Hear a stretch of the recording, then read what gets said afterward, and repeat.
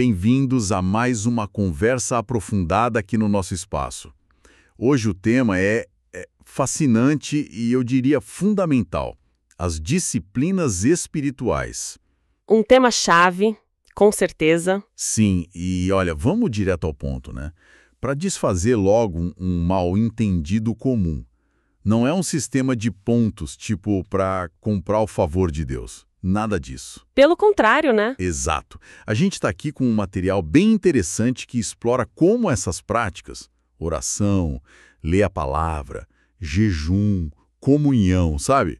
Coisas que a gente faz são, na verdade, os canais que Deus mesmo designou para a gente receber a graça dele.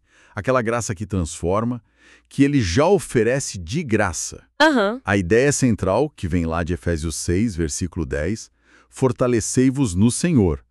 É que essas práticas, muitas vezes simples, ordinárias até, são os meios que o Espírito Santo usa para nos tornar extraordinariamente parecidos com Jesus. É isso. Então, nossa missão aqui hoje é entender como isso funciona na real, sabe? Sem cair naquela armadilha do legalismo ou de achar que a gente merece alguma coisa por fazer isso. Exatamente. E o ponto crucial, eu acho, é entender como essas disciplinas funcionam na vida prática, sabe? Conectadas com a ação do Espírito Santo. Não são só rituais vazios. Certo. Lembra do John Stott? Ele sempre batia na tecla que a vida cristã é vida no Espírito. Então as disciplinas são a nossa resposta, nosso engajamento com essa presença ativa do Espírito. Faz sentido. E tem outros pensadores importantes que complementam isso, né? O N.T. Wright, por exemplo, ele fala em cultivar virtudes como hábitos do coração.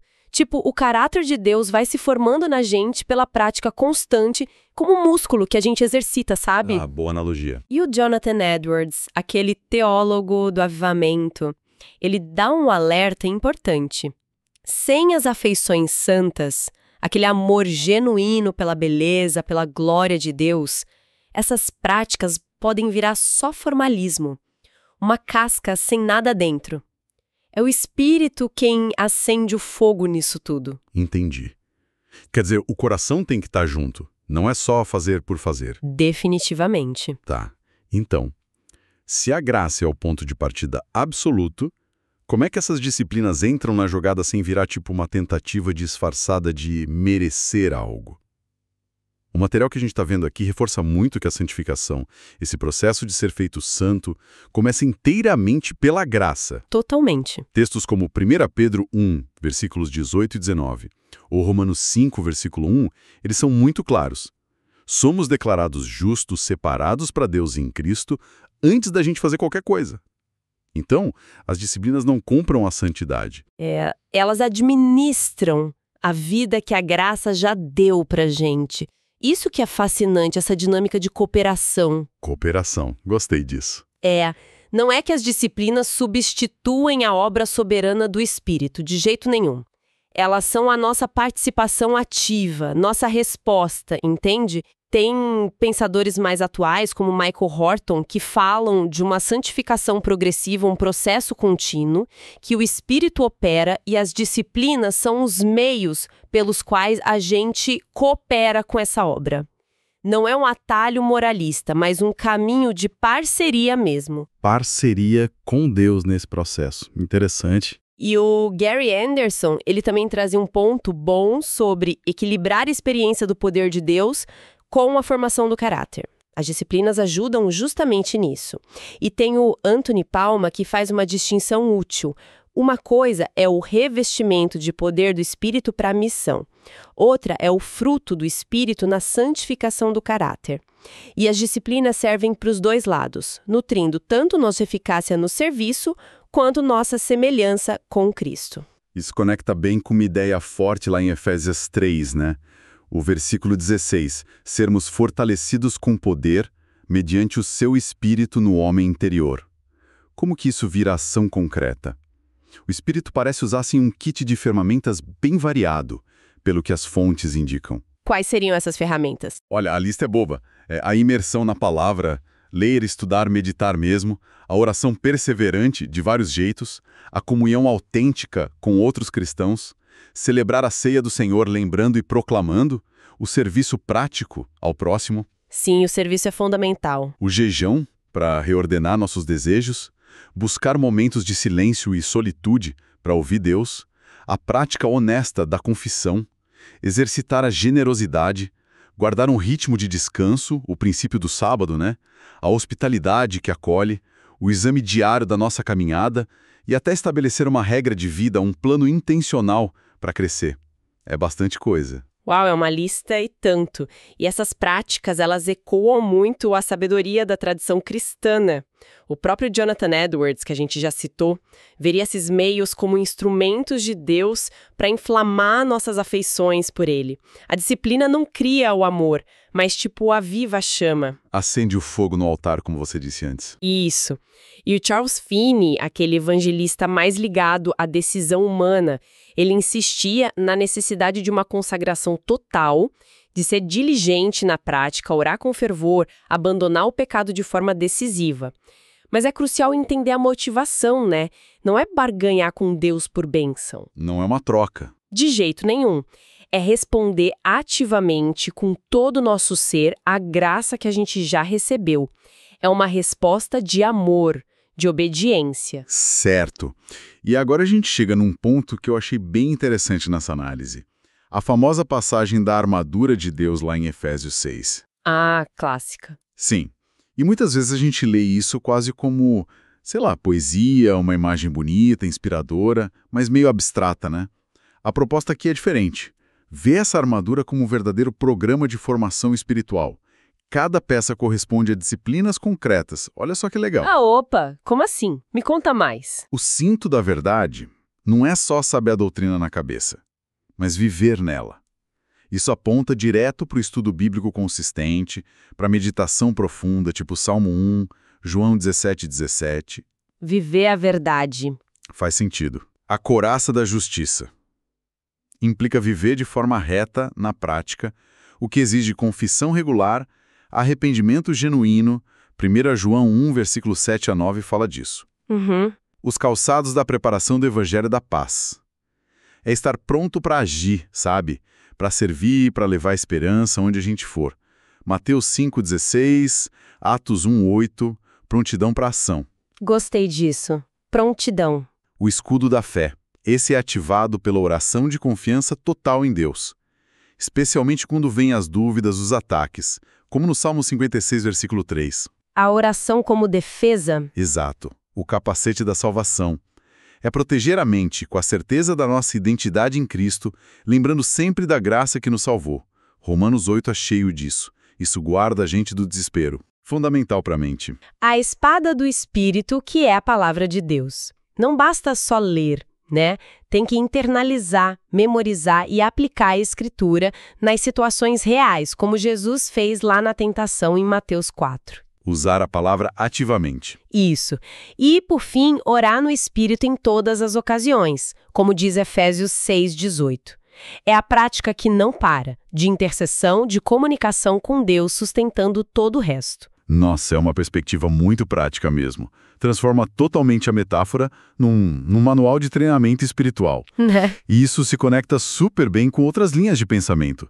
O Roger Stronstad, por exemplo, estudando Lucas Atos, mostra como o Espírito capacita a igreja para ser testemunha profética. As disciplinas vistas desse jeito são o que sustentam essa vocação no dia a dia. A base da missão. Exato. E o Amos Yong, outro teólogo importante, ele amplia isso. Ele argumenta que o Espírito não só capacita indivíduos, mas forma comunidades que são elas mesmas sinais do reino, comunidades santas e radicalmente hospitaleiras.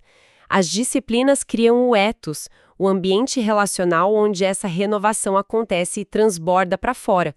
A santidade vira algo visível, convidativo. Falando em criar ambiente, o material também usa uma imagem legal, a de preparar o altar. Ah, essa imagem é forte. Sim, desde lá dos patriarcas, né?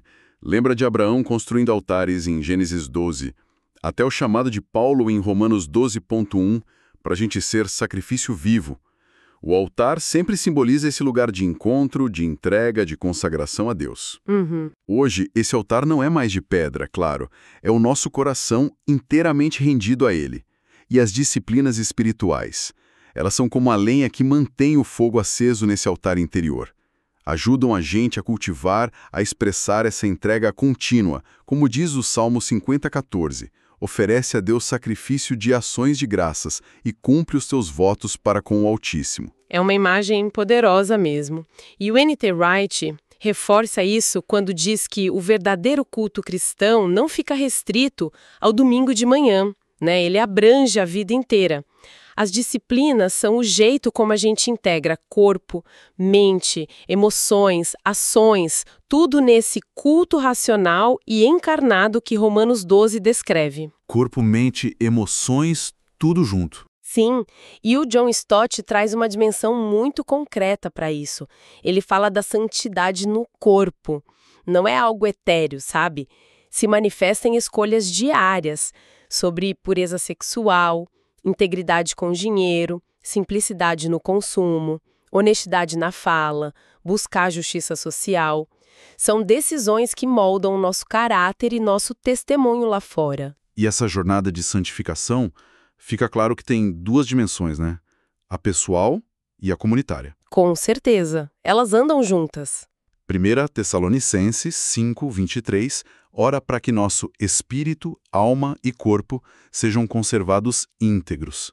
Aí entram as disciplinas pessoais, a oração solitária, o estudo individual da palavra, a prática do jejum, o autoexame honesto, buscar simplicidade, aquele desapego saudável do materialismo, a mordomia do corpo. Cuidar do corpo é disciplina espiritual. Sim, cuidar do sono, da alimentação, do exercício, como templo do espírito que somos. E também cultivar o silêncio e a solitude para ouvir a voz de Deus, como naquela quietude do Salmo 131. É aqui que o Edwards diria que a gente está educando nossos gostos espirituais, sabe? Treinando o nosso paladar para desejar a Deus acima de tudo.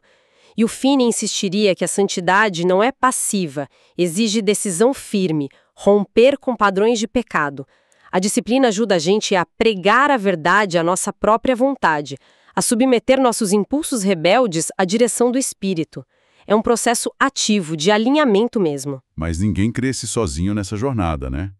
Hebreus 10, versículos 24 e 25, é um chamado muito direto. Consideremo-nos uns aos outros para nos estimularmos ao amor e às boas obras. Não deixemos de reunir-nos como igreja. A comunidade é essencial. É o ginásio da santificação. Exato. E tem disciplinas que são, por natureza, comunitárias. O culto congregacional, celebrar a ceia juntos, a confissão mútua de pecados para cura e restauração, Tiago 5,16 fala disso, a prática da hospitalidade, abrir a casa e o coração. Sim, o serviço feito em equipe. A generosidade que flui pela comunidade e aquela dinâmica saudável de submissão mútua e mentoria. A gente precisa uns dos outros. E se a gente conecta isso tudo ao quadro geral, o Michael Horton sempre lembra que o amor é o teste decisivo da espiritualidade. Dons, poder, sem caráter moldado pelo amor, é vazio, né? 1 Coríntios 13. Verdade. O Amos Yong enfatiza que o Espírito cria essas comunidades de cuidado mútuo, lugares onde a hospitalidade cura. E o Roger Stronstad conecta unidade e poder. Uma comunidade unida e cheia do Espírito tem um testemunho profético que impacta. A santidade vivida junta é um sinal poderoso do reino. Comunidade como testemunho. Exato. E temos uma frase do Orton que o material cita e eu gosto muito. A vitória na vida cristã. Precisamos de contínua purificação, mas não de contínua derrota. A comunidade é essencial para essa jornada de purificação que leva à vitória, não à derrota constante. Muito bom isso. Contínua purificação, mas não contínua derrota. Guarda essa. Agora vamos dar um zoom rápido em 3 disciplinas que parecem ser pilares mesmo. Oração, palavra e comunhão. Os clássicos, né? Sim. Sobre a oração, Filipenses 4, versículos 6 e 7 promete algo incrível, que ela pode trocar a ansiedade pela paz de Deus, aquela que guarda nossos corações e mentes. Quem não quer isso? Pois é, e tem tantas formas. Adoração, confissão, gratidão, súplica. E práticas como orar em horários fixos, usar listas para interceder com foco ou cultivar a oração de escuta. O Stott insistia que a oração cristã tem que ser trinitária, ao Pai pelo Filho no Espírito, e muito bíblica, moldada pela palavra. E tanto o Palma quanto o Anderson alertam: buscar poder espiritual sem uma vida de oração profunda e constante, o caráter atrofia. A santidade não se sustenta sem essa conexão vital com Deus. Segundo pilar, a palavra de Deus. Salmo 119:11 é um clássico. Guardo no coração as tuas palavras, para não pecar contra ti. E Jesus ora em João 17:17. Santifica-os na verdade, a tua palavra é a verdade. A palavra como agente de santificação. Exatamente. E como a gente se apropria disso? Tem práticas como a Lectio Divina, aquela leitura lenta, meditativa, orante da Escritura. Ler, meditar, orar, contemplar. Isso. A memorização de versículos-chave, o estudo indutivo, observar o texto, interpretar, aplicar e a leitura e discussão em comunidade também. A Escritura, como Paulo diz em Romanos 12:2, é o que renova nossa mente para a gente pensar como Deus pensa. E como a gente viu na armadura, é nossa arma ofensiva na batalha espiritual, como Jesus usou em Mateus 4. O Horton lembra que o mesmo Espírito que inspirou a Bíblia é quem a ilumina para a gente hoje. E o N.T. Wright diz que ler a Bíblia treina nossa imaginação moral para viver a ética do reino. Imaginação moral, gostei disso. E o terceiro pilar, a comunhão, a koinonia com os santos. Atos 2, versículos 42 a 47, pinta aquele quadro vibrante da igreja primitiva, né? Perseveravam na doutrina, na comunhão, no partir do pão, nas orações, compartilhavam tudo com alegria, com generosidade. Um modelo inspirador. E é na interação real, sabe? Com as alegrias e os atritos inevitáveis da vida em comunidade, que nosso caráter é polido. Colossenses 3, de 12 a 17, nos chama a revestir de compaixão, bondade, humildade, mansidão, paciência, suportar, perdoar uns aos outros. Isso só rola na prática, no dia a dia da igreja. O Young fala bonito do Espírito tecendo teias de cuidado entre nós. E o Stromstad vê na unidade e no poder juntos da comunidade um testemunho profético que o mundo não pode ignorar. Uau, quanta coisa boa! Para a gente não se perder no meio de tanta informação, o material que a gente analisou condensa isso tudo num mapa prático. Sugere 7 pilares para um estilo de vida de crescimento em santidade. Vamos ver. Vamos lá, um resumo prático é sempre bom. Primeiro, palavra. Compromisso diário com leitura, meditação, talvez memorização. Essencial. Segundo, oração. Cultivar um ritmo diário, talvez manhã, meio-dia, noite, e interceder regularmente por outros. Conexão constante. Terceiro, confissão e arrependimento. Fazer um exame de consciência diário diante de Deus e, quando precisar, buscar confissão mútua, prestação de contas. Honestidade e humildade. Quarto, jejum e simplicidade. Usar essas práticas de vez em quando para reordenar os desejos, buscar a Deus mais intensamente, cultivar a generosidade. Disciplinar os apetites. Quinto, comunhão e ceia. Engajamento ativo na vida da igreja local, culto público, pequenos grupos, relacionamentos de discipulado. Vida em comunidade. Sexto, serviço e missão. Buscar oportunidades intencionais, talvez semanais, de praticar atos de bondade e compartilhar o Evangelho. Mãos à obra. E sétimo, sábado, descanso. Incorporar um ritmo saudável de trabalho e descanso, honrando a Deus com o cuidado do corpo e da alma. O ritmo da graça. Nossa, é um mapa bem completo e é fascinante ver como as diferentes vozes que a gente mencionou se encaixam nesses pilares, né?